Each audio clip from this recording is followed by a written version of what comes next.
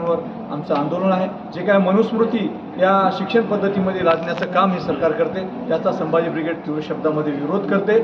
या महाराष्ट्रामध्ये जे महाराष्ट्र शिवशाहू फुले आंबेडकरांनी घडवलेलं आहे, त्या छत्रपती शिवाजी महाराजांपासून सर्व पुरोगामी विचारवंतांचा महाराष्ट्र आहे, तो टिकला पाहिजे। यासाठी संभाजी ब्रिगेड आंदोलन करणार आहे। मनुस्मृती या महाशिक्षण पद्धतीमध्ये आम्ही लादू देणार नाही, ही संभाजी ब्रिगेडची भूमिका आहे। या अनुषंगाने आमची वाटचाल आहे। तुम्ही जी 25 जागांची मागणी केली आहे, नेमकं तुम्ही सध्या शिवसेना उद्धव ठाकरेंसोबत तुमची युती आहे, तुम्ही ही जी मागणी केलेली आहे ही महाविकास आघाडीकडे करणार आहात 25 जागांची की फक्त की शिवसेना ठाकरे गटाकडे करणार? आमची युती शिवसेना उद्धव बाळासाहेब ठाकरेंसोबत आहे। आम्ही जी काही 25 जागांची चर्चा आहे, आम्ही शिवसेना उद्धव बाळासाहेब ठाकरे यांच्यासोबत आम्ही ती चर्चा करणार। आणि निवडणुकीमध्ये जर तुम्हाला जागा मिळाली तर सिंबॉल पुन्हा कुठलं असणार आहे, त्याविषयी काही आजच्या बैठकीत निर्णय झाला?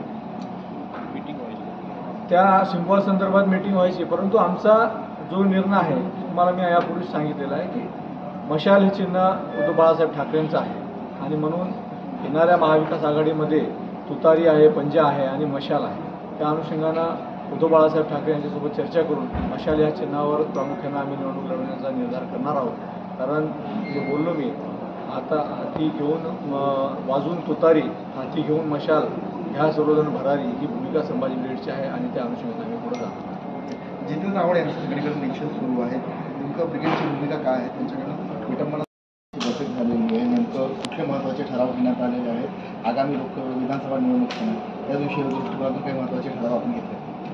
संभाजी ब्रिगेडने लोकसभेमध्ये प्रचंड मोठं काम या महाराष्ट्रामध्ये केलेलं आहे आणि सर्व महाविकास आघाडीसोबत संभाजी ब्रिगेड ताकदीनं पूर्ण 48 लोकसभामध्ये प्रचाराच्या दरम्यान काम केलेलं आहे आणि त्या अनुषंगानं आता आगामी विधानसभा आणि स्थानिक स्वराज्य संस्था या अनुषंगाने आजची आमची बैठक होती आणि आगामी विधानसभेच्या अनुषंगानं 25 जागा संभाजी ब्रिगेड या महाराष्ट्रामध्ये लढवणार महाविकास आघाडीसोबत, हे आमच्या आजच्या बैठकीतला झालेला निर्धार आहे। त्यामध्ये प्रामुख्याने हिंगोली आणि चिखली हे विधानसभा क्षेत्र आम्ही निवडलेले आहेत आणि बाकी 23 विधानसभा क्षेत्रांचं आम्ही जाहीर पुढं नाव करू।